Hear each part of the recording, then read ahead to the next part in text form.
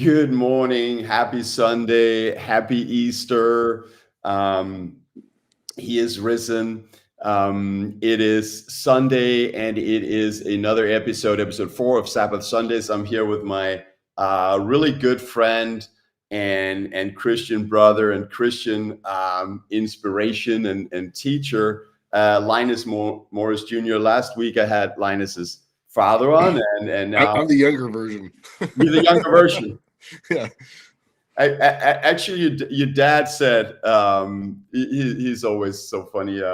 He said that I should make the joke that well, I had Linus on last week, and Bitcoin fixes this. Like, look, Linus bought Bitcoin, and now he's 30 years younger. Yeah. That's good, dude. Yeah. That's what Bitcoin does. So yeah, looking forward to have this conversation with you. So I know Linus from, well, his father, who's on last week, is a really good friend of mine from church. I'm in his Bible study, and I met Linus here through our like events that were kind of like I had some misunderstanding and made a mistake, but I ended up spending Thanksgiving with Linus, your dad, and you, and some of your sisters, and we met for the first time and really hit it off because we spoke about the globalist and the problems with the dollar and Bitcoin, and it was so great. So, well, first of all, good to see you, Linus. And well, we were in LA at my dad's house in the Pacific Palisades in LA, and it's like I've never heard so much truth that didn't know in LA. So I'm like, who is this guy? He's like saying everything. I'm like, check. I believe that. Okay, I believe in that. I can't believe in that. I'm like, okay, like I like this guy. So yeah, no, it's funny. We definitely had the same. A lot of so many of the values just ticked off. That was awesome. Yeah. Yeah, and therefore, I also immediately thought, okay, you're really cool because you get it, you understand the truth, and well, also maybe because I'm not from LA, that kind of helps in terms of not having the mind virus of wokeness, etc. Yep. Yeah, which is you definitely spoke some truth in the woke culture over there, so that was cool. Yeah. And a lot of that, I think you and I connected on also is we see it as more than just a point of view that we don't like. We see it as a coordinated attack against humanity, really, right? Yeah, when we do live in a world at war. We live in a world at war, and there's a battle that we live in, and it's for the hearts and souls of humanity, of men and women. And the wokeness is truly the enemy, Satan's ploy to deconstruct what God created. It's really deconstructing creation in the way and the design that God made it. And that's what we're seeing. You see this wokeness is creeping in, and people are starting to believe it. It's just maddening. And I've said before that Satan really is the greatest gift wrapper, right? Because all of these things, all of these woke policies, they're all presented as something good. Like, no, this is liberation. It's always presented as if it's a good thing, but in reality, it's all policies attacking the family, the father, the masculine role. Yeah.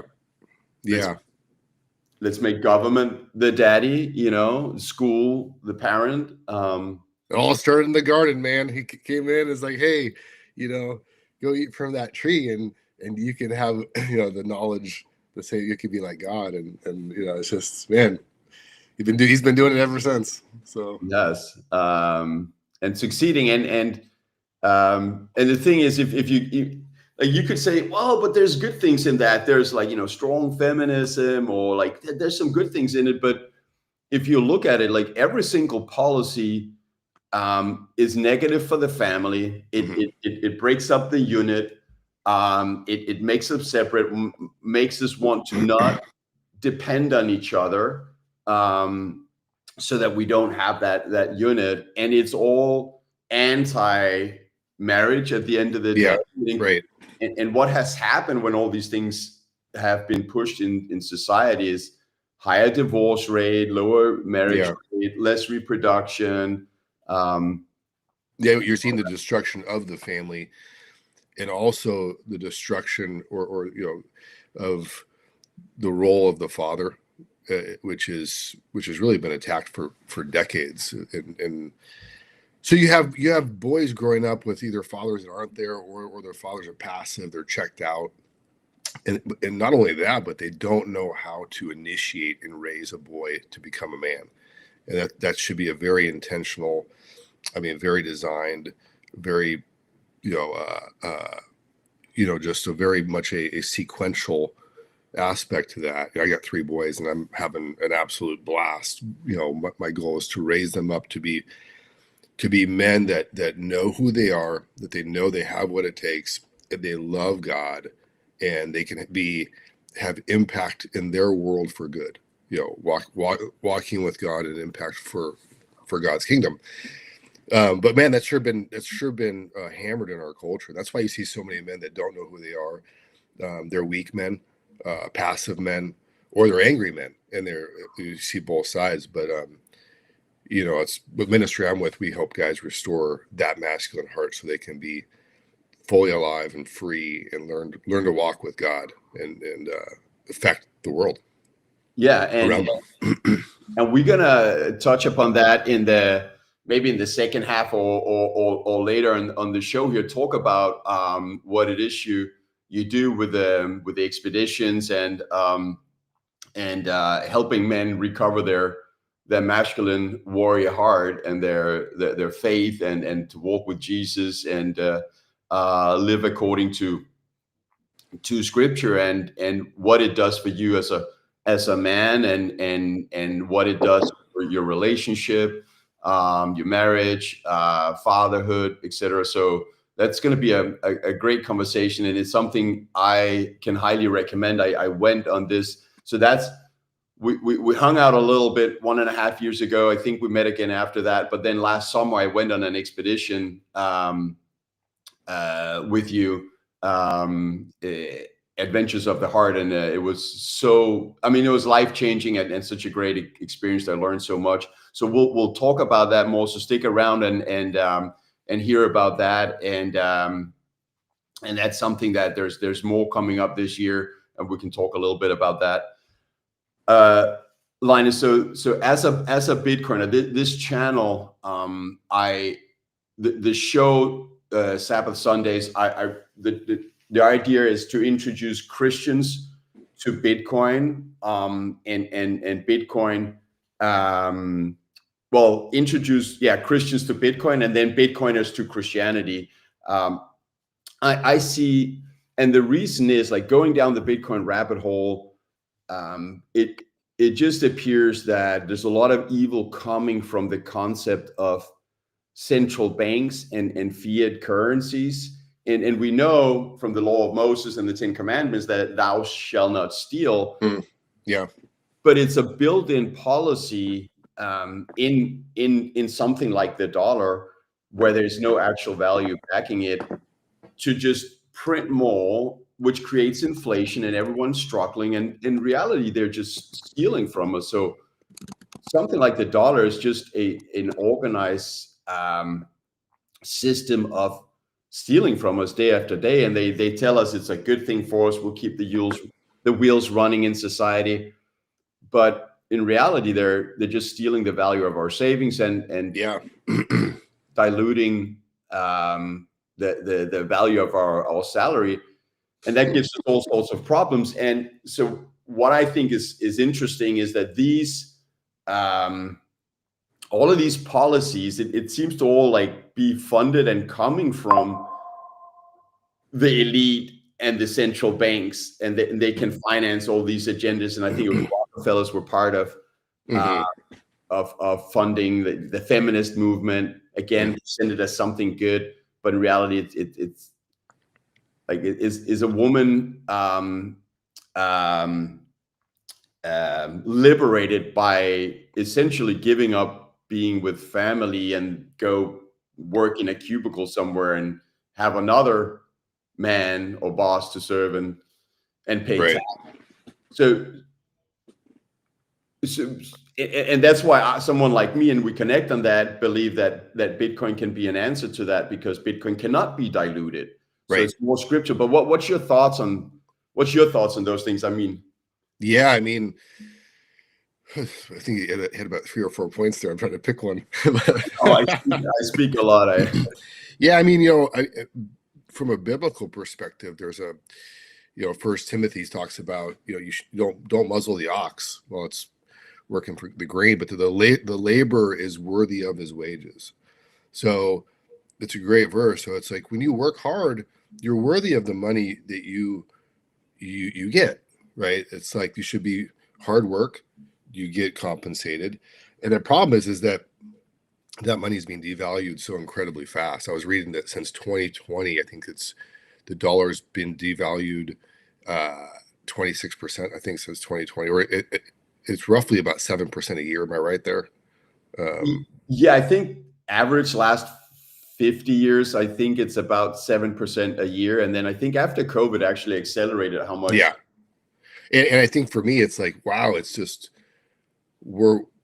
just from a completely practical level, my wife and I are realizing, you go to the grocery store and it's like, you're just spending more and you have like not very many bags of groceries. So it's like, it's not rocket science. We all know this, right? I mean, we're all experiencing this devaluation because of money printing. And they did that massively in 2020 when they were it was just wild. And so my own journey was meeting you and then another friend of mine, which are two key people in my life. I really believe God brought you guys into my life at the right time and just helped me.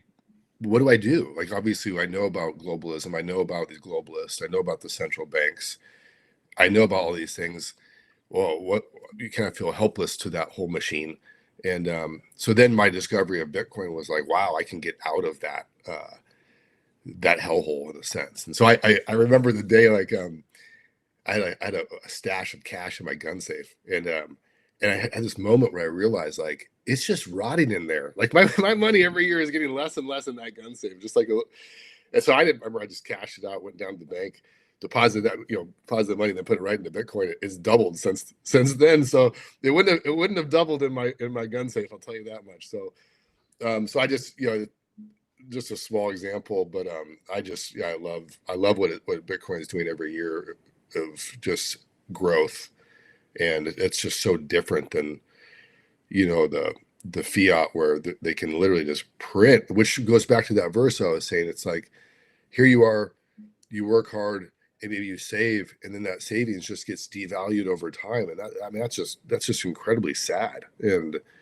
And so I just personally saw Bitcoin as a way to get out of that devaluation. Yeah, and essentially, as a Christian or anyone choosing to save in Bitcoin instead of saving in the dollar, escapes that organized theft of our purchasing power, of our savings, of the value of our salaries. So, and then that's why I believe that's why I try to make Christians open their mind for. Can you forget the anti-Bitcoin propaganda for a while, which has run a lot from the globalist and the centralists, and see that if you as a Christian start saving in Bitcoin instead, then you are no longer enabling this theft, and that's our duty as Christians, not to be enabling theft. Even if it's from us, it's still unscriptural and ungodly to allow. Yeah, when they print money, that is theft, because they're, it's a hidden tax. Inflation's a hidden tax, and so it's like, you really get screwed. I mean, from that system. I mean, as far as the globalists, I thought one of the really interesting things was in Canada, watching the Canadian truckers, rally against tyranny up there in Canada, and then you saw that global. I mean, Trudeau is really a globalist. Justin Trudeau, and he's World Economic Forum guy, and just part of that whole thing. But he shut down the truckers' bank accounts to try to stop them, and it's like, wow, that's what they can do. Like, and but then the solution for a lot of these truckers was Bitcoin, because it's decentralized. You can't stop it. And that's freedom, So that was just interesting to watch, like in real time play, like how powerful Bitcoin was as a tool, where, this tyrannical government shut down these guys' bank accounts. So pretty cool. Yeah, no, it was a perfect example of it. And you're right. Now you bring up Justin Trudeau. So people don't really question the World Economic Forum, but it's a very expensive organization, kind of coming out of nowhere. And I think it's obvious that it's the political front for the central banking families, especially the Rothschilds in Europe. It's they can afford to have this whole thing. And as what's his name, Klaus Schwab, who stepped down, but then there'll be someone else just waiting for the answer to come from there. And he talked about, we've penetrated cabinets around the world, like straight up saying, and they have all these young leaders, which are just young, corrupted politicians that they support, that they help into power, that they fund, and then they run these essentially. These globalist policies, that they're satanic. When you look, they drive the wokeness. Yeah. What was a quote? You'll own nothing and be happy. It's like, what? That, it's so evil. So essentially you will be enslaved to the system here. Like, you can afford maybe a home, but you have to keep working. So when they say that you'll own nothing and be happy, it's essentially because we'll own everything. Yeah. We'll be more happy. We'll be truly happy. Yeah, it really is. It's a form of slavery. And that's, it's obviously diabolical and evil. So. Yeah. And Trudeau is an example of that, and Macron, and there's so many, and that's why there's been a swing back, I guess, in society, where you see like the current administration in US, which is anti those values. Yeah. Right. I would love to see the similar administrations happen in Europe. I grew up in Holland for years, in France. Holland has become extremely socialistic, but that would be cool to see. But it's a battle for that over there. So thankfully Harris didn't win, and we were close there. I think we dodged a bullet. So episode 2 of Sabbath Sundays, I did before the election back in early November, and I believe they called it Deep State, Satan, and Kamala Harris. Yeah, to try and draw the connections, really. So those are 3 bedfellows right there. Yeah, 2 bad guys. Yeah. Well, it's like, evil, and puppet, in my opinion. So that's how they penetrate the cabinets. But let's also talk about back to the expeditions, and maybe first we can talk a little bit about how you walk with God, and how you try or how you live out your faith as a Christian man.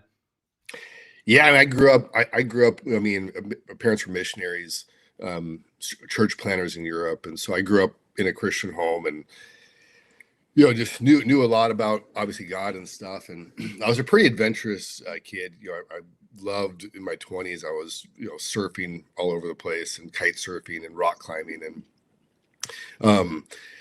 so I loved God, but I didn't see a lot of Christian men leaders that I really related to.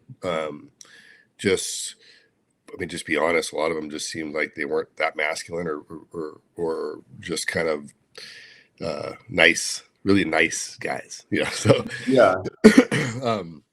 So my dad invited me to my first expedition in 2005 out in Tennessee. And if you ever read Wild at Heart, it's really very similar to that. It's about, a man recovering his masculine heart, learning to walk with God, learning to become who he, fully alive and who God designed him to be. Like when God made all of us, he had this vision of, this is what I created, Anders, Linus, and then life beats us up, right? And we get, believe all kinds of things about ourselves, our identity, and then, so the ministry is really about a man recovering his heart and getting that heart back, and healing from arrows and wounds we've taken over time that have really affected us, and it distorted who we really are. So we help a man recover his. We're not talking about Christian Rambos here, but a man that's free is really a man that is able to love well and pursue others. So yeah, so I went on my first one in 2005, and I remember going and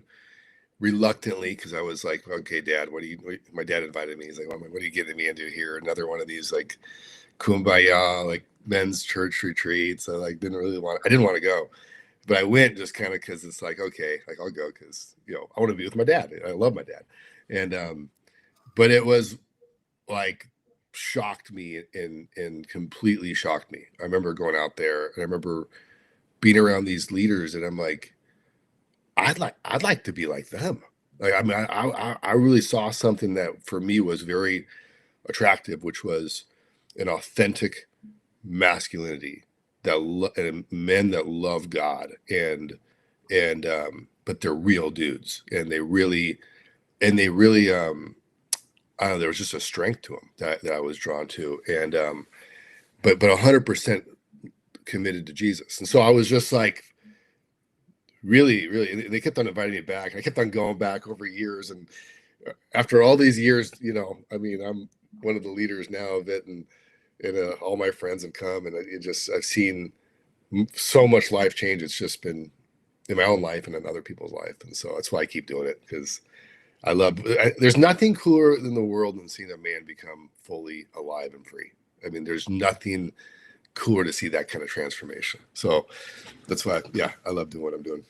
Yeah, no, absolutely. And I want to go more into that and talk about that a little, because I joined for the first time, and my only trip so far in back last summer, it was in mid to late August. I just want to put up your email address here if people want to know more about these expeditions. And we only just started talking about them, and then you can email Linus there at adventuresoftheheart.org. So I remember when we first met Thanksgiving 1.5 years ago, and I asked you what you were doing, and it's this Adventures of the Heart and expeditions, and I thought that sounds really cool, like a masculine expeditions, go do like fun stuff and like be just men together, only men allowed, and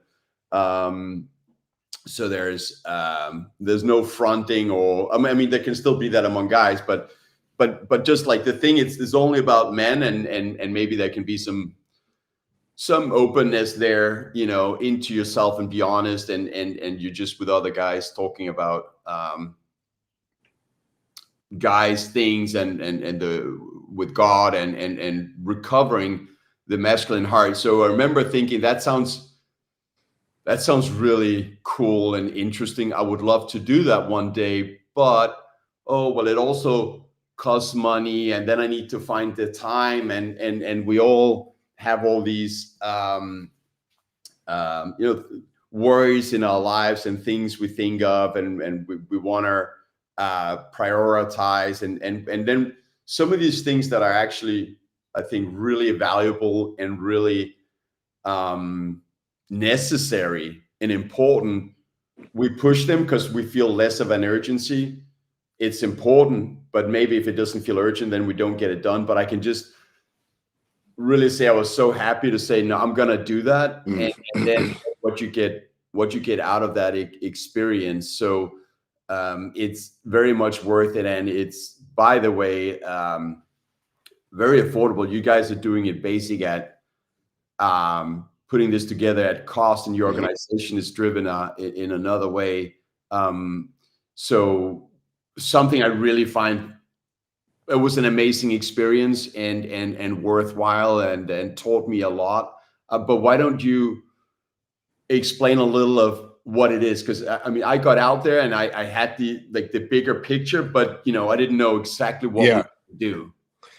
It's a 30-day long retreat. No, I'm joking. it's a 2.5-day retreat, like a Thursday evening through a Sunday morning, and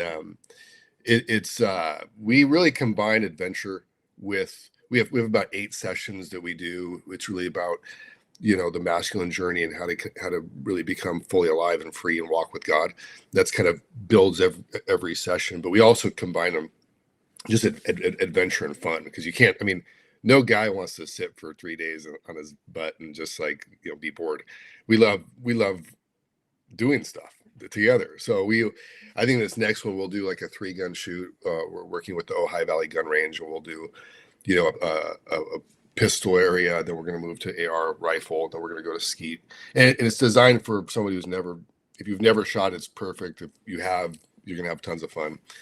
So we'll do that one day, and then another day we're going to do just an introduction to jiu-jitsu, and have a friend of mine, my coach, black belt instructor, come, and it's just going to be intro to grappling. So and there's lots of other, you can go hiking, it's a beautiful city. You can do no activity, and my dad comes, he's 83. He's not doing jiu-jitsu. So Not anymore.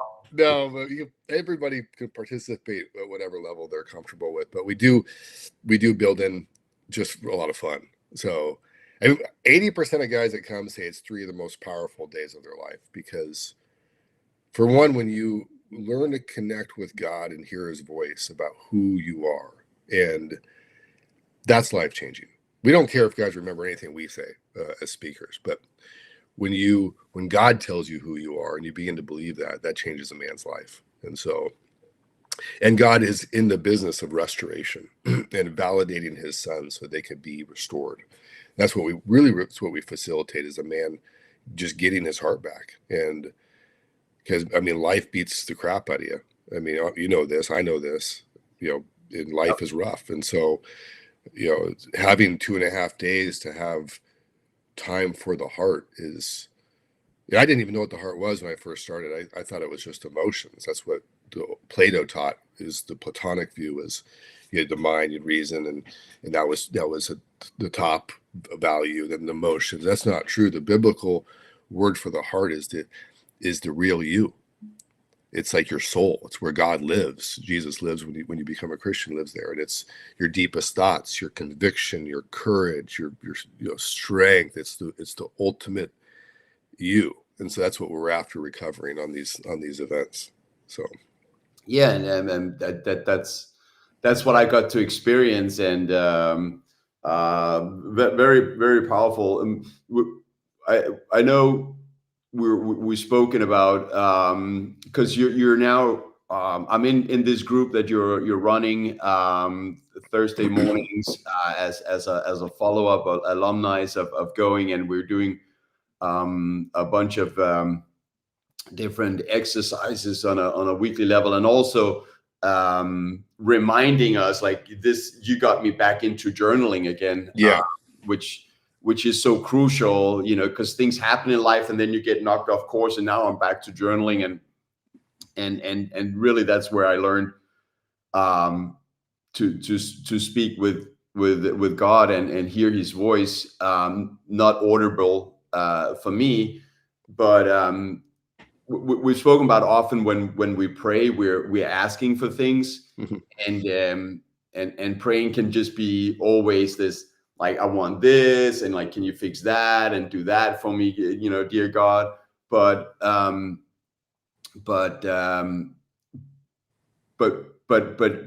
you're learning to love as well, and givers gain. We spoke about this before going live, and so with journaling, you're learning not only to ask for all these things, but to start opening up your heart and talking to God and hearing back, and start walking with Jesus, and let him and his words and be part of your life.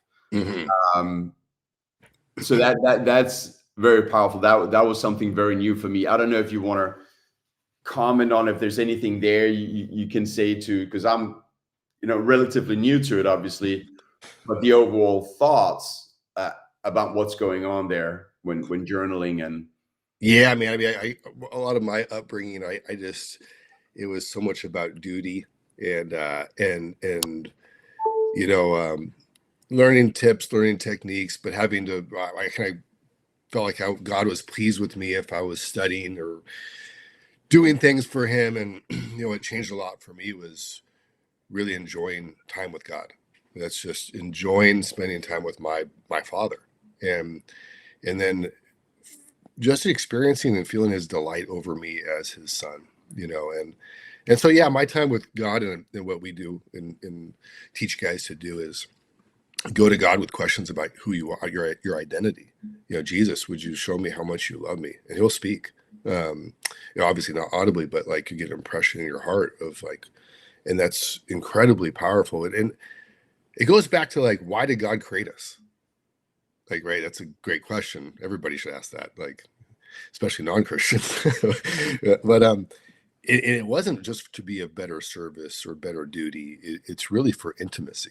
I mean, He created us to be, we're His children, we're His beloved sons and daughters, and we're made for intimacy with God. I mean, that's what He longs for, is that heart connection with us. And so, yeah, the time I spend, the time that you're learning to spend, is really having that heart connection with God, which is incredibly enjoyable and life-giving, and as you've discovered.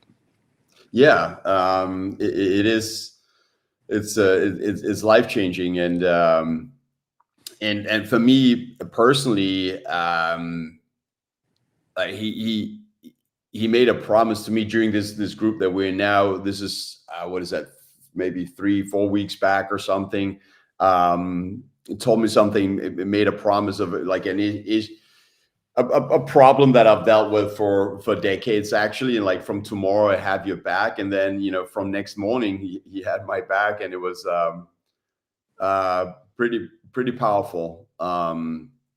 So a great experience. I recommend, if anyone out there, and there's 116 people watching right now live. Oh, really? Yeah. I thought it was just us two. Hey, everybody. Yeah, no. So it's split on YouTube, and then on my X account. If you want to hear more about these expeditions that Linus and the team are putting together, just email Linus there, elmores@adventuresoftheheart.org. It's you have one coming up in Georgia that sadly I'll miss. I have some conflict there. I have to do something else back in Europe, and then there's the next one in California, which I will go to. But maybe you can say a little bit about these next two, when they are exactly, and what people can expect. And yeah, Georgia will be May 1 to 4. We'll be out there, and a pretty cool place. It's like a ranch farm that we'll be at, and I think I can't remember how many have signed up right now, but yeah, if anybody wants to come, love to have you. And I think we'll do some pretty fun shooting out there. So, and then California is going to be August 21 to 24 up near Ventura, a place called Ojai, which is just 20 miles in from the coast. I already kind of described what that one's about, but yeah, it's really about the recovery of the man's heart and him coming fully alive. And I mean, isn't that what we all want, to be alive and free? So if that's something that people are interested in, you can email me, and I'd love to tell you about it. So, and I just want to remind people that this is actually something that you guys are doing at pretty close to cost. So yeah, it's $695. Sorry, how much? It's $695 for all your room, board, and obviously that's pretty much cost. So yeah, but yeah, we just want to. I mean, we want to see as many guys be connected with Jesus as possible. And what we see is like families change. I mean, you see it's really quite incredible when a man gets his heart back and learns to walk with God and becomes alive. I mean, it changes his whole marriage. And then he begins to see his children and learn how to father them completely differently. So there's nothing cooler than to see like family trees change. I mean, it's like really cool. So Yeah, and it's now just I'm showing a little bit oh yeah, here there's our website. of the website, and so $695, and that is 3 nights of accommodation, right?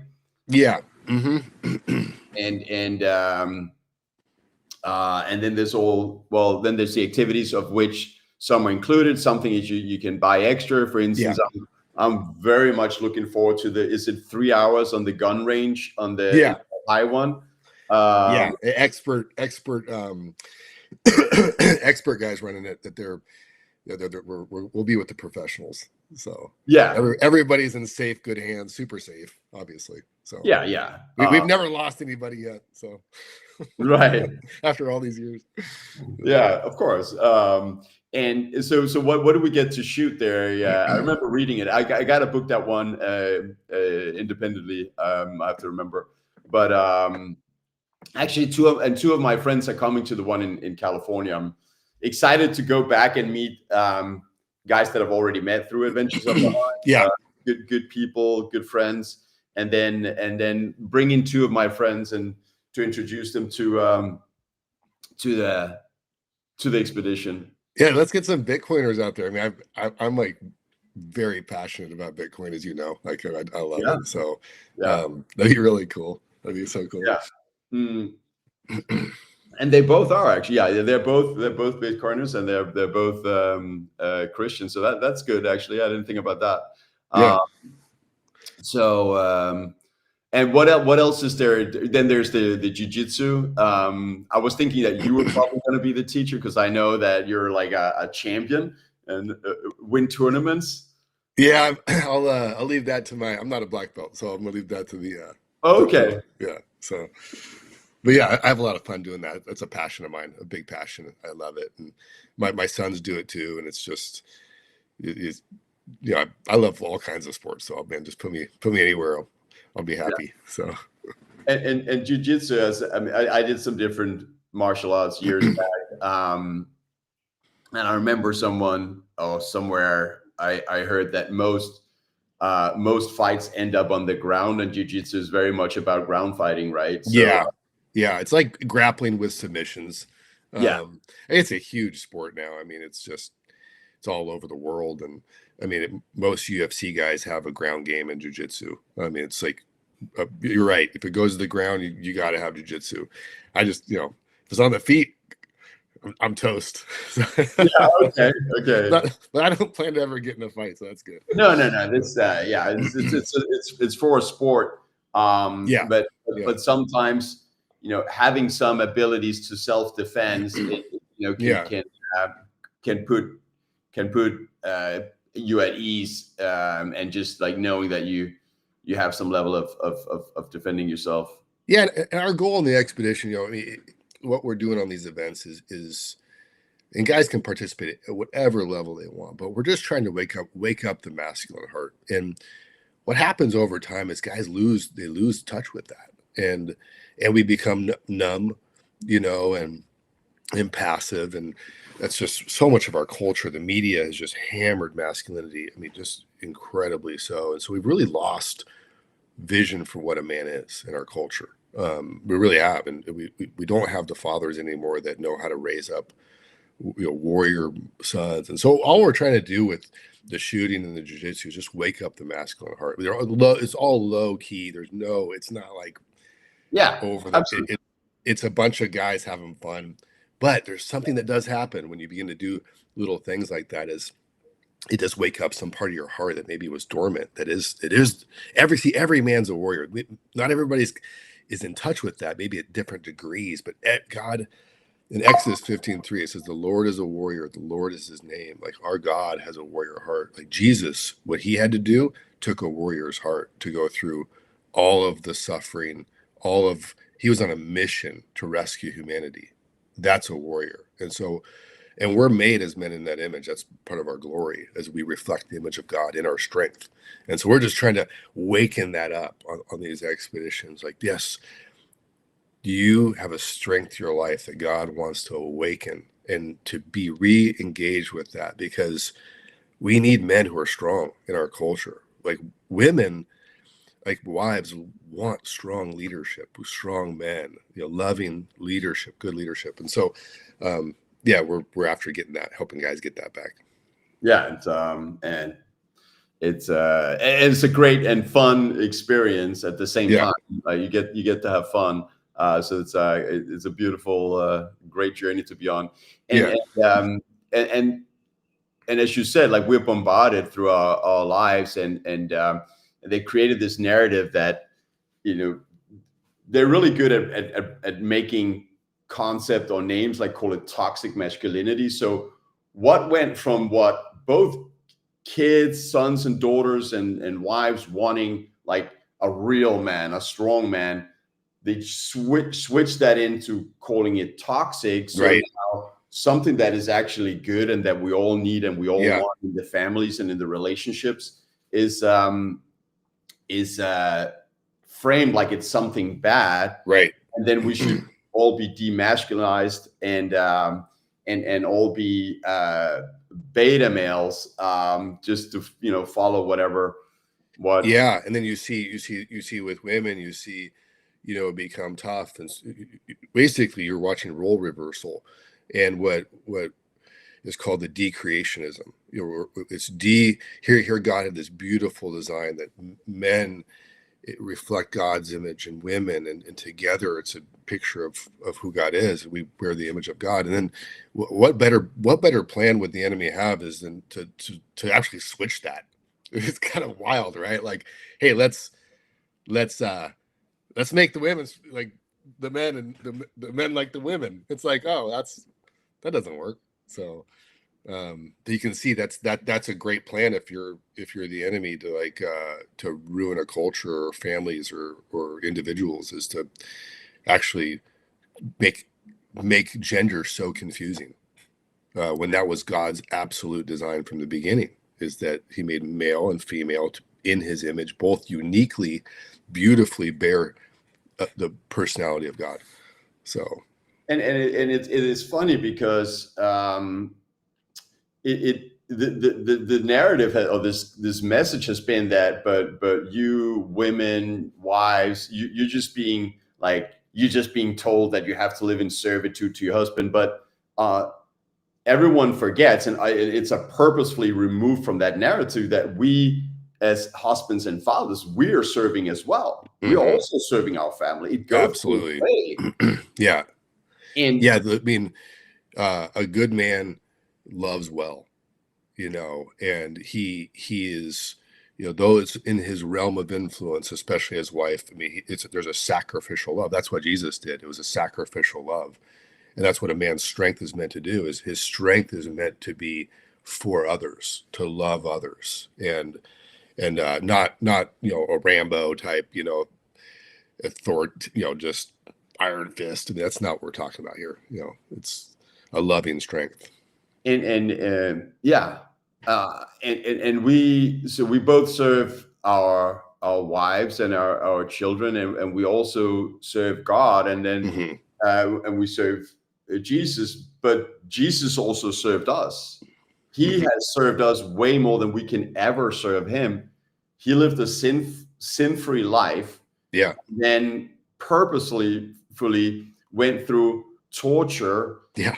And death, a more degrading death than Romans didn't even crucify their own citizens, because it was degrading. So that most painful and degrading and torturous death he went through to serve us, to serve mankind, and give us salvation, and say, you were going to go to hell for your sins, because we're all sinners. And that was the old law, right? The book of or the law of Moses. But because we're all sinners, he paid for our sins with his life, and so that we have salvation, and access to eternal life in paradise he paid that price. So he's serving us the other way. He's serving his Father, and the Father is serving him. Like we're all serving each other. It's not a bad thing. And if you have a marriage and a relationship,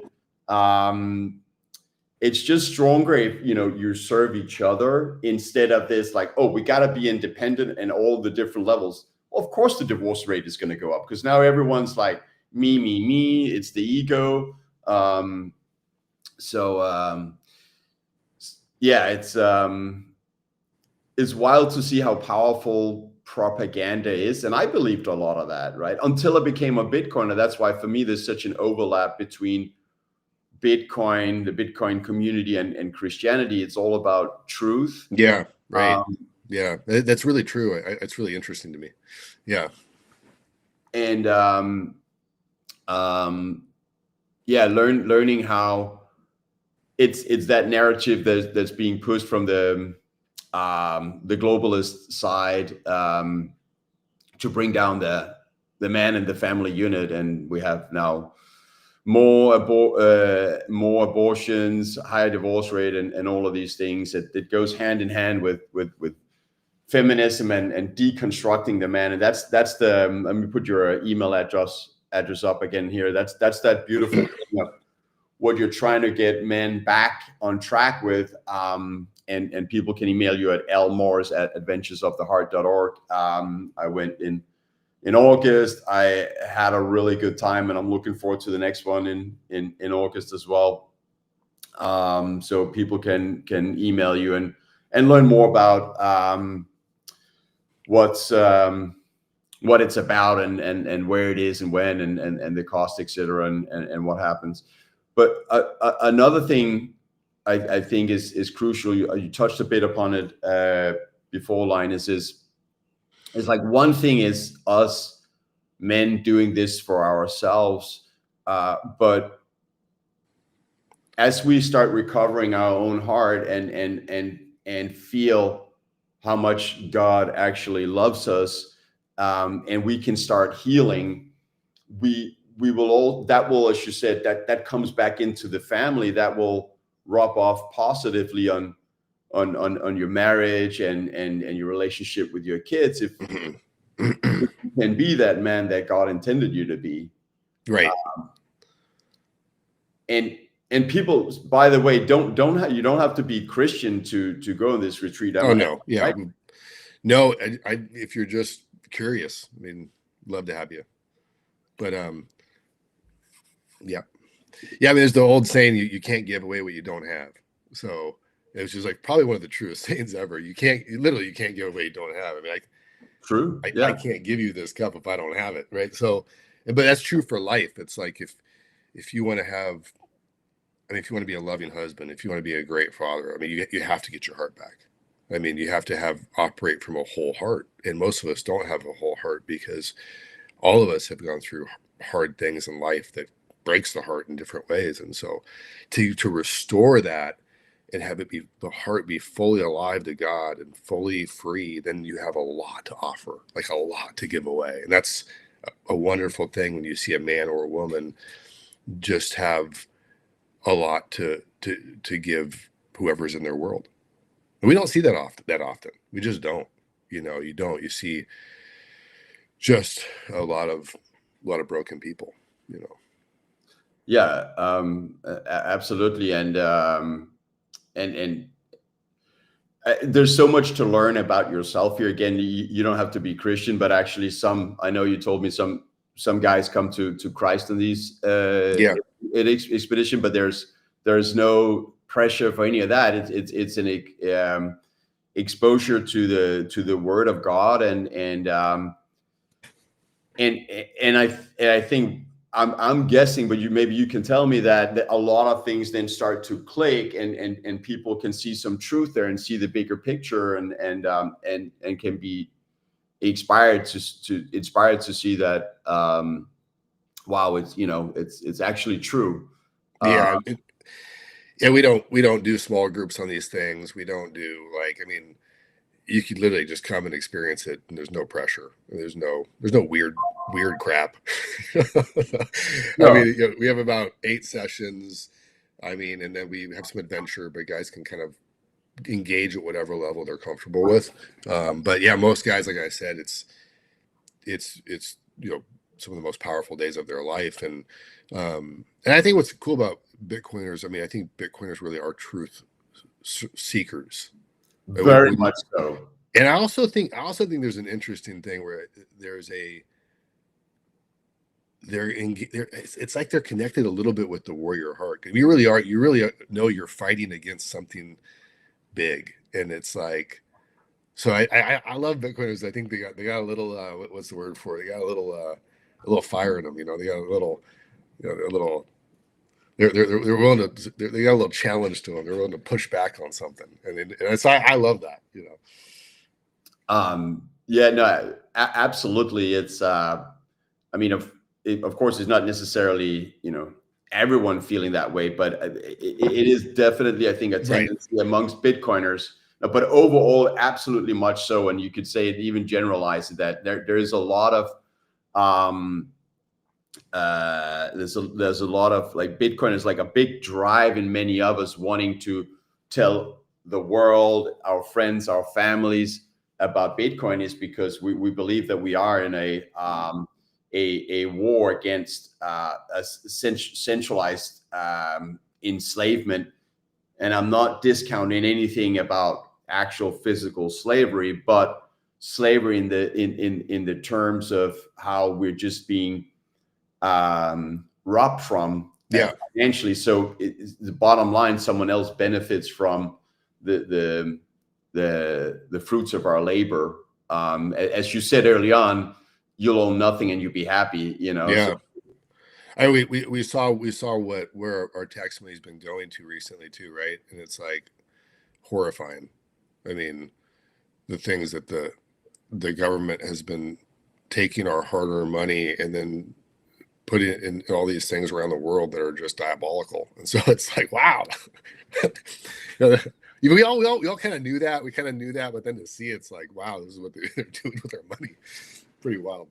It's been insane. But Linus, what I'm a little bit frustrated about, and I'm seeing memes on X pop up on this, is there's all these things, all this fraud for billions of dollars that Doge found out, Elon Musk and those and his team, but there's no arrests. Like, there's been no arrest for all this.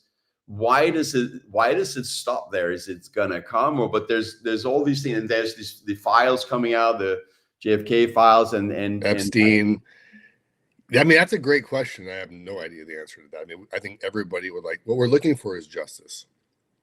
That's the word. It's like, and I think that's just a good longing, is just to see justice and see evil be held accountable. And we haven't seen that. And it's like, I don't know why.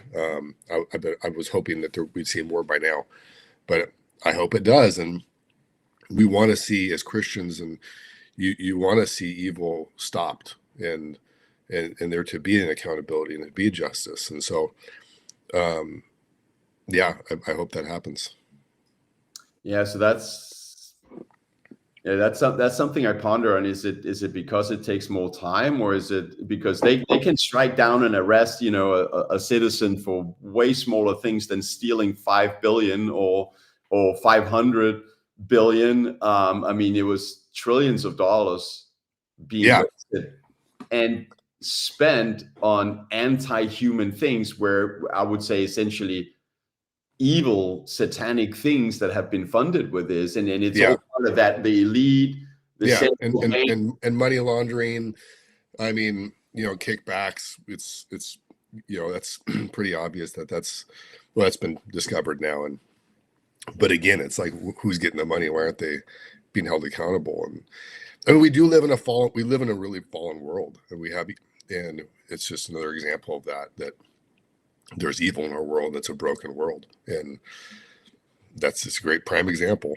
I mean, I try not to get too riled up on it, because it doesn't produce much fruit, like just to be but yeah, I'd love to see justice. And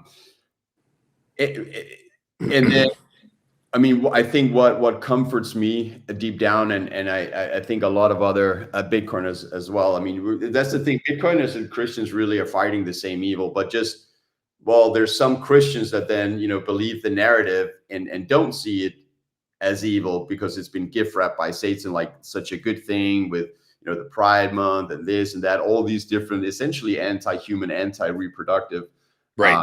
anti-family Oh, totally. policies. Yeah. But what I find peace in is knowing that, well, the belief that we are defunding them. So it is the money Right. printer, it is the currency, it's the fact that they can create more dollars and they use it for these purposes, which are anti-human, anti-Christian, by switching over to saving our the fruits of our labor in Bitcoin. Now government don't get to dilute it, steal some of the value, and use it for all these evil purposes. And that's why, I think there's so many reasons Christians should start thinking of saving in Bitcoin itself, because Yeah. you are funding the enemy, in my opinion, when you save in the dollar. Yeah, I mean, I save in Bitcoin. I obviously have to spend in dollars because my mortgage company and whoever doesn't take that. But yeah, it always feels good when I put it in Bitcoin. I just something. Oh man, good. It's out of there. So, Yeah, and as we say in Bitcoin, it's programmed to go up forever, because the fiat system, the dollar system, is gonna print forever. yeah, It's the same with all the currencies around the world. Like if yeah. like That money printer, they're about to probably put it into high gear here pretty soon, I think. So it's about to go burr. exactly. That's one of the things I love about Linus, about you, and I discovered it like in our first conversation when in at the expedition in California, August last year, where you have gone from being like learning and being like thinking Bitcoin is a great idea maybe a few years back, to like your questions are such, like when we have a conversation about where with Bitcoin, your questions are so high level, and your approach with like DCA and all these things. I'm like, you're such a high level Bitcoin already, but very humble though. Like, I'm still just a learner, man. I'm always. It's a lot to learn. It's like you first go down the rabbit hole. It's like there's a lot to learn, and I'm still just I'm a learner. Like I love learning. I'm just a curious person. But the more I discover, the more it's like, whoa, wow, whoa, oh my gosh. It's like I've never had like the deeper I've gone, the more it's like pretty amazing. So yeah, but I love discovering. I love picking your brain. You know way more than me. I'm just a guy on the journey with everybody else. I mean, but that's the beautiful thing, and I mean, this is you being humble, because and that's my point. Like, you have learned like so much. You are, compared to like other Bitcoin friends I have, you're super advanced already in your knowledge, and the questions where I'm like, bro, you're already like above and beyond. Like, but you consider yourself like this new learning person, but you actually have a wealth of Bitcoin understanding and knowledge. But how do you see that fit in with, like, so the things we see in Bitcoin that we believe is doing bad and evil and is the enemy and those we're fighting against? How do you see that overlap with what that you in your life has known for decades or seen as the enemy? The evil in society and these woke narratives. Like, what do you think about that overlap? Because it's almost completely, Yeah. Yeah. I mean, there's John 10:10 says, the thief comes to kill, steal, and destroy. And Jesus said, I came to give life and life, to the fullest. There's different versions of that verse. But yeah, so the thief is the thief, and the enemy is the thief. And it's with Bitcoin, I think we've all seen that our money is being stolen. It's being devalued. And yeah, I love it's just decentralized, and there's no CEO, there's no board of directors, there's no, it's really a freedom. And I really, one of my greatest passions is, and the Bible talks about this, as being a good steward of what we have, and with money is really a tool. And what my heart is, for my wife and I, we love to give, and so, I've started to save Bitcoin, and I want to give Bitcoin, and that's one of my passions, is to have that be, a part of what my wife and I are doing, is to be able to give generously, and to see God's kingdom, people rescued. And Yeah, that's one of my big passions, is that. that's awesome. And I see that a lot in Christians, and it is something we are commanded to, is to do good and to help and spur the cause of Christ and the gospel, the good news of how we can achieve salvation through faith. There's a lot of Christians being very generous and helping, and it's good to see. Well, we've gone for an hour. There's 205 live viewers actually right now, split between YouTube and NX. And thank you everyone for listening in, and happy Easter. And I highly recommend these adventures that Linus is part of the leadership on, and you can email Linus on lmorris@adventuresoftheheart.org and learn more about them. Highly recommend it. So, but any questions, email me. I mean, I'll email you back. Yeah. Questions, whatever it may be, and just learn more about what it is. It's a great experience. It's not expensive at all. I think for what you get, you said $695, right? Yeah. 3 nights of accommodation with food, and I always tell guys, you don't like it, I'll give you your money back. I mean, most guys, it's life changing. Yeah, it was for me. It changed my whole trajectory. I don't know where I'd be if I didn't get my heart back and learn to walk with God. And it's not a quick fix. It's an opening up your mind and heart to that whole process. And then you gotta, if you want to have the benefit, you gotta start making changes in your life, and journaling and walking with God. But you're doing these because you can see the benefits of it and the joy in it. But go ahead. No, yeah, we're it's not like a mountaintop retreat experience where you go, sing Kumbaya, and then you're just like one and done. We're really teaching guys and giving guys the tools to walk with God. Like, what does that even mean, or what does that look like? Well, we show you that. We're going to give you the tools to do that, and it help you get your heart back. Yeah. Great expedition and new friends, and I could see when I was there that there's a bunch of guys that have been there several times, and reason being is because they feel they really get value out of it into their lives and into their relationships, their marriages, their fatherhood, and that's just, I mean, what's more valuable and precious than your role in your family and your own family. And I could just see, I think I told you that immediately afterwards, that, well, I'll be back every single time it's possible for me, because I enjoy this. Wait, there was something else I wanted to, I don't know the point I wanted to add to that, but maybe there's something on any point you want to add to that conversation, or? No, I love. It's been a great friendship with you. I just have enjoyed you so much, and so, I mean, just thanks for having me, and this is really fun. So, absolutely, we might do this again sometime. I could talk Bitcoin and Jesus all day long.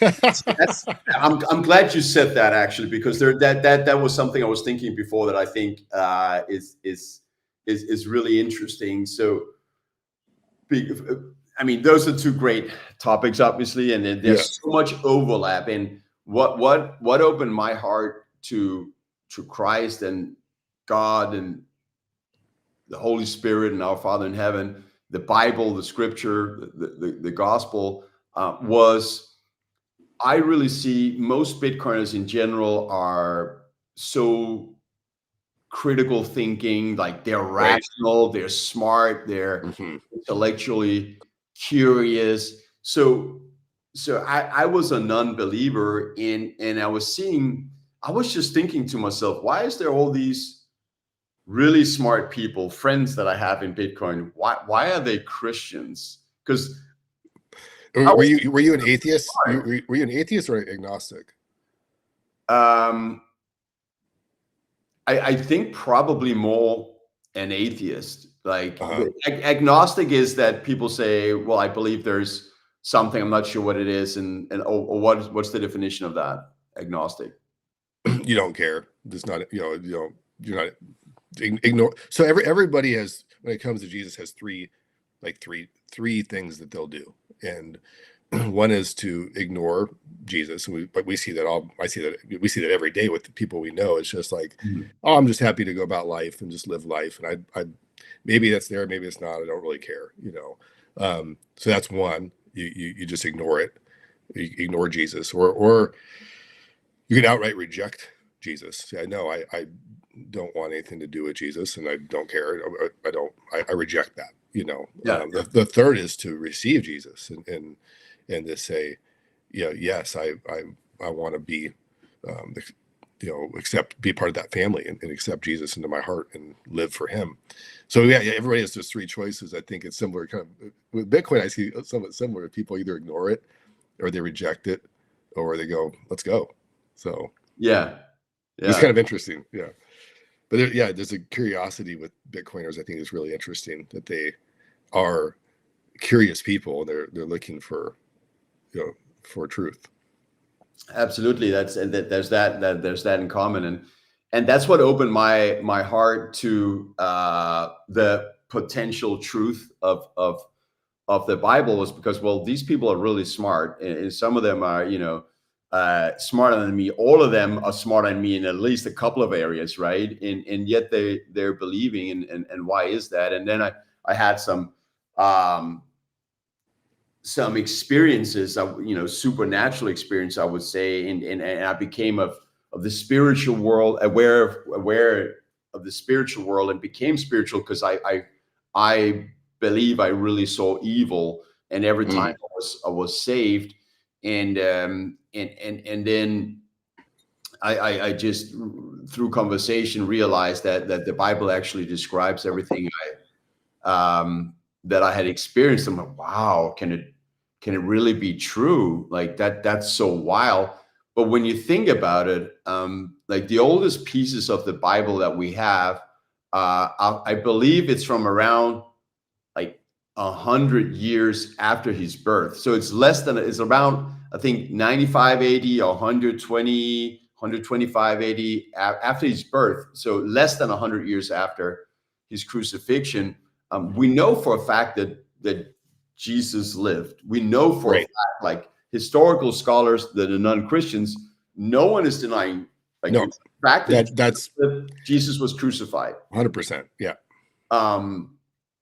Further to that, the gospel, the New Testament, they're firsthand eyewitness accounts written down, and we have these going back to less than a century after the crucifixion, about the experiences they had, the miracles they saw, the resurrection. I think is probably the most powerful. So for non-believers like I was myself, and an atheist, it wasn't that I didn't care. I was always very curious, but I just didn't see God. But don't reject it. With, I would say it's also a good story, right? It's worth looking into the fact that we know for a fact that he lived and he was crucified, and we have these eyewitness accounts. Maybe there's something to it. Maybe it's worth checking it out before you reject it. It's like with Bitcoin. We as Bitcoiners, we see, the rest of the world, we call them no coiners or pre-coiners, the ones that don't have any Bitcoin yet, as well as they are that because they didn't look into Bitcoin yet. And it's Right. the same with Christ. Like, people are non-Christians to some extent because they simply haven't looked into it yet. Yeah, that's that's a good thing to look into, because the saddest thing is that people get to the end of their life and it's like, wait, what's going to happen to me after I die? It's like, so yeah, like Jesus says, seek and you will find. And so, search. There's a great book by Lee Strobel. He was a journalist, and he wrote a book called The Case for Christ. And I think he was an atheist. But Right. he talks about the same things you're talking about. Like, is this true? That whole book is a great book. And so I think there's been a lot of great thinkers that became Christians. C.S. Lewis, Derek Prince, who's I have a link to him on YouTube in the show notes, who's I would say my spiritual leader. There's a lot of really great rational thinkers that said, well, let me go about proving, why God doesn't exist. And then they start running through all the arguments, and they're like, well, it seems like God exists. If you seek, you will find. I mean, and man, I was in my front yard.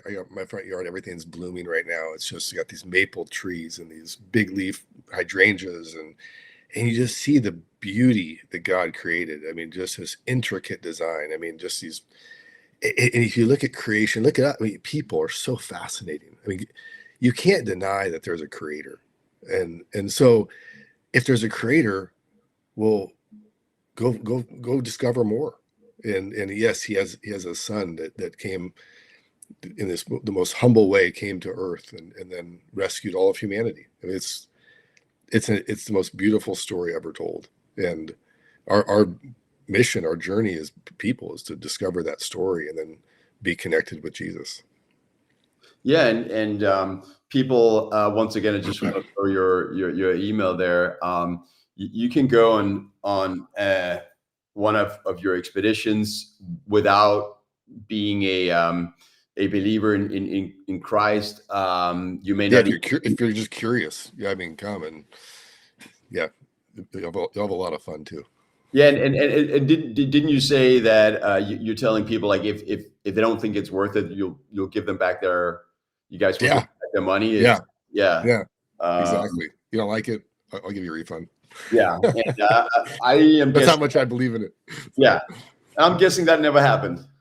It never has. I mean, it never has actually. So maybe someone will be the first one.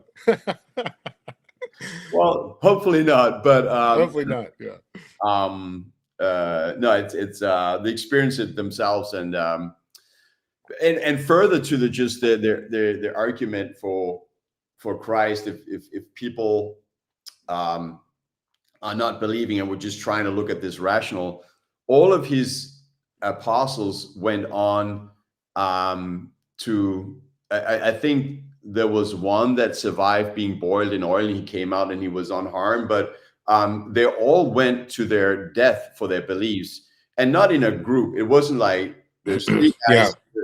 They're saying that this is the truth. We believe Jesus is the Son of God and God. We're willing to die for that. Like, it was individually. They were faced. It was only them and their Lord, and they chose to not deny. 11 of them to go through to their deaths based on conviction. And my point is, you may find a few people that are willing to go to their death, become famous or whatever. Every single one of them accepted torture and death instead of giving up their faith. that's when you really believe. I mean, Yeah. that's because they saw the resurrected Christ. They saw the miracles. Yeah. The early church was heavily persecuted, and people died because they knew. I mean, they would never deny what they knew was true. Yeah. And I mean, it's really moving. And it's part of the reason that I do like to. I'm not a quiet Christian. I like here am spreading the gospel, the news of Christ, because as he said when he was on earth, that didn't deny my name, and I shall deny you in front of my Father. I said that also on the show last week with your dad, and I don't want to be the one denying the name of Christ, and then I will be denied. I want to be in that line of people that actually did mention, Jesus while I was here on earth. Yeah, it's just all around, obviously very interesting with Christianity and Bitcoin and those overlaps of truth of values. And so, if you're intellectual curious, you're not a Christian, read the Bible. It might just, as you Yep. said, you shall find you might just learn something. There's so much good. One thing that's interesting also I saw recently, Linus, was, and we probably have to end soon. I think you have some. We both have church to think of this morning and other activities. Oh wait, I interrupted myself there. I lost track. Oh yeah, one thing I saw recently came back. The Bible is written over thousands of years, right? There's the Old Testament. There's the Book of Moses. There's all these, the Book of Isaiah. There's all these different pieces of scripture that has been recovered and found and carbon dated and been put together to the Bible, the Old Testament and the New Testament. So many stories, so many complicated things, but there's never one contradiction. And I found that powerful, that all these, prophecies about what's going to happen, what actually happened, there's no contradictions. Which is why it's true.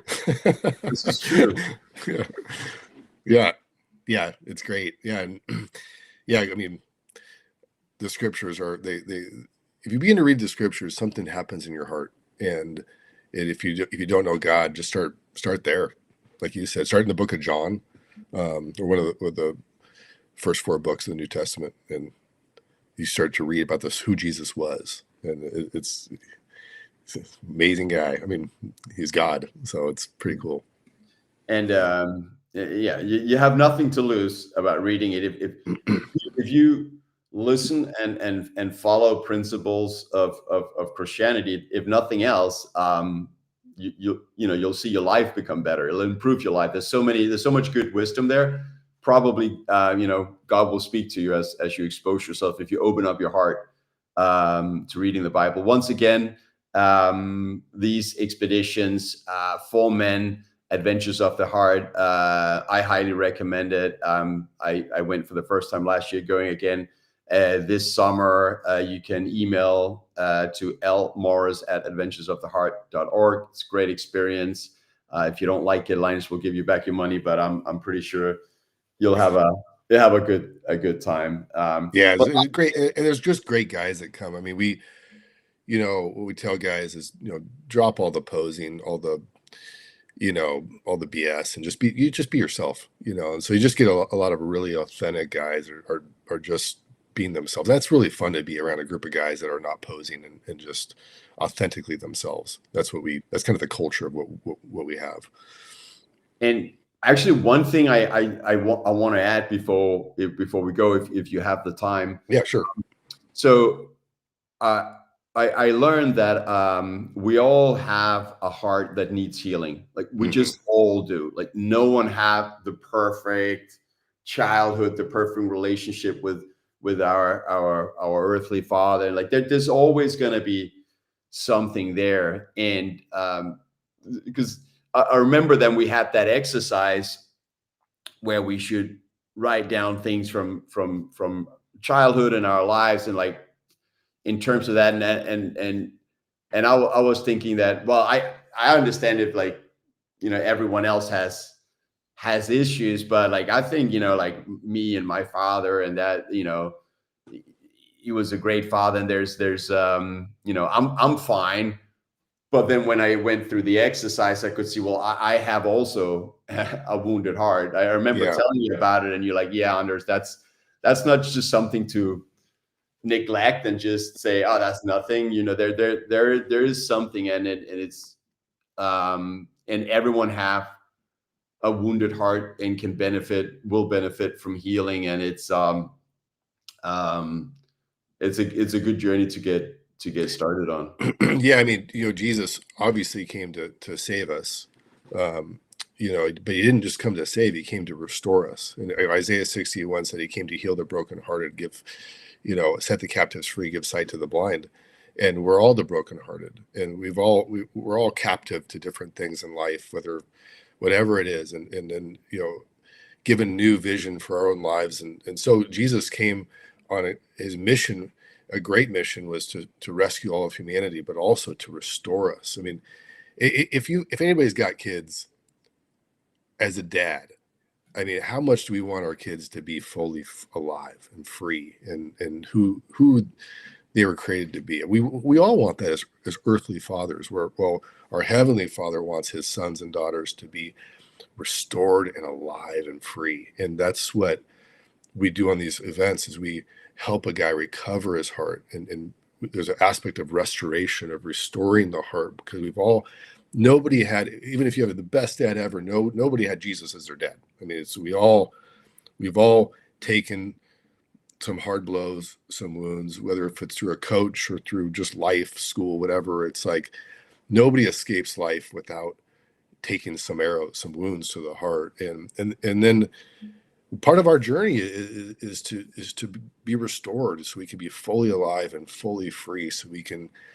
love well, lead well, and that's like, you have to go hunt, you have to go on and excavate that. You have to go look, you have to go after that, after your heart. And so that's what we do on these events, is we really facilitate a time for God to come in and help heal and restore the heart that's been wounded. And we're all the walking wounded. And so there's nothing more beautiful than seeing that restored. You see a guy begin to become free and alive, and it's like, wow, it's just nothing more beautiful than that. Yeah. And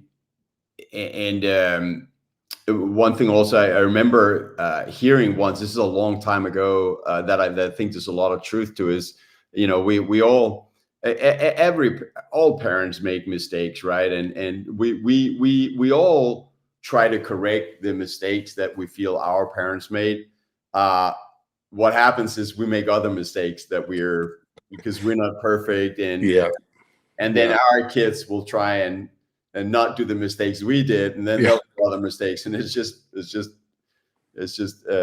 handed down. But man, it was so good, Linus, to you're a good friend of mine. It was good to have you on and have this conversation about God, Bitcoin, Jesus, the globalists, the evil central bankers, World Economic Forum, Bitcoin. I don't know. And the expeditions. It's really good to have you on, man. Oh, it's great. I mean, that's all my favorite topics. So yeah, well, we always have a good time together. So, all right, thank you everyone for watching, and we hope that it was interesting and useful, and I hope that some Christians will start thinking about maybe being open to looking at Bitcoin as a more Christian aligned way of saving, not just to have sick gains and make money, but I truly believe it's much more aligned with I consider it God's money. I consider it the sword of God being driven into the heart of evil. So there's many good reasons, and I think a lot of good Christian reasons for saving in Bitcoin instead of something like the dollar. Yeah. So, but thank you so much, Linus. Love you, brother. You too. And all right, we'll end it here. Thank you for watching. There's some show notes on YouTube for a little bit of inspiration. Otherwise, I'll see you in the next one. I will be doing an MSTR Mondays tomorrow. I want to run through the importance of the new product from MSTR, which is Strife, which is a straight up fixed income product that is targeting the $300 trillion global bond market, and how I think that might change the dynamics of bear markets. We may not have bear markets again the same way we have known, because that could drive a lot of money to MSTR company called Strategy, and therefore they could continue to raise, I think, potentially a lot of funds even during a bear market, buy a lot of Bitcoin during the bear market, and therefore maybe put a little bit of a safety net under the price of Bitcoin in a bear market. And I think that might change, but I'll go into more details in that train of thought tomorrow on MSTR Mondays on this same channel. Linus, good to see you, and see you again soon somewhere. I'll be watching that one too, because I love MicroStrategy too. So okay, awesome. Oh, and now if this was MSTR Mondays, you would be it, because everyone who says the older name of the company now known as Strategy, yeah, I say then, oh, you're it, because you said what you just said, which was the old name. I did, yeah. But it wasn't MSTR Monday, so it's still Dan Hillary who's it. All right, thank you very much, Linus. Right. I'll see you soon, brother. See you guys.